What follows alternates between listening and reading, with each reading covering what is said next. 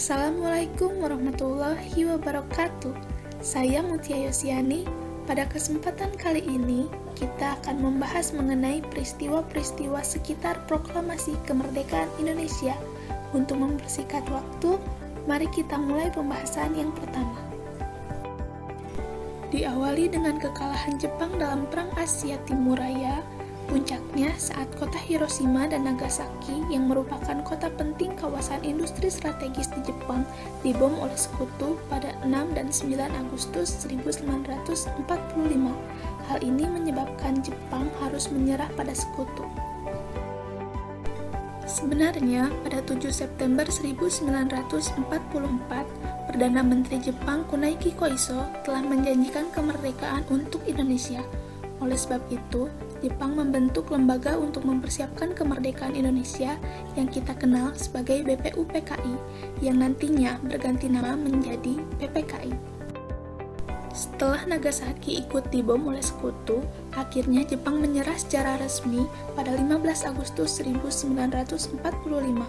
Orang yang pertama mendengar berita bahwa ada kemungkinan Jepang akan menyerah pada sekutu adalah Sultan Syahrir dari golongan muda. Ia mendengar dari siaran radio BBC. Di sisi lain, Soekarno, Hatta, dan Rajiman Widoyoningrat yang merupakan para pemimpin PPKI dan mantan ketua BPUPKI sedang pergi ke Dalat, Vietnam atas perintah Marsekal Terauchi, sehingga mereka belum mengetahui berita tersebut. Dari sinilah mulai terjadi perbedaan pendapat antara golongan tua dan golongan muda, di mana golongan tua ingin mengkonsultasikan hal-hal terkait kemerdekaan kepada Jepang terlebih dahulu melalui PPKI, sedangkan golongan muda ingin kemerdekaan Indonesia tanpa ada campur tangan Jepang termasuk PPKI. Sehingga terjadilah peristiwa Rengas Dengklok sebagai upaya golongan muda untuk membatalkan sidang PPKI dan mendesak kemerdekaan Indonesia tanpa campur tangan Jepang. Di sisi lain, Wikana dari golongan muda dan Ahmad Subarjo dari golongan tua yang berada di Jakarta melakukan kesepakatan bahwa proklamasi akan dilaksanakan paling lambat 17 Agustus 1945. Dengan demikian, Ahmad Subarjo membawa Soekarno dan Hatta kembali ke Jakarta.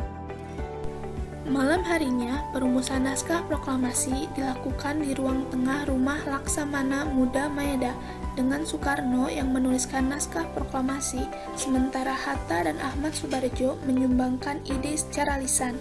Selanjutnya, naskah tersebut diketik oleh Sayuti Melik.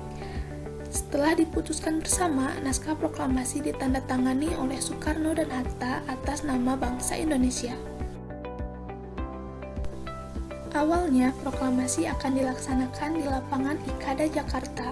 Namun, untuk meminimalisir bentrok dengan tentara Jepang, maka dilaksanakan di halaman rumah Soekarno, di Jalan Pegangsaan Timur, nomor 56, Jakarta, pada pukul 10 waktu Indonesia Barat.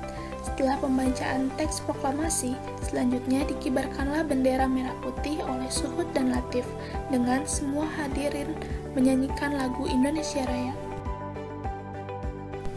Berita proklamasi pun langsung disiarkan di radio sebanyak 3 kali berturut-turut, salah satunya oleh Radio Domei, yang sempat mendapatkan ancaman dan penyegelan pemancar radio oleh Jepang.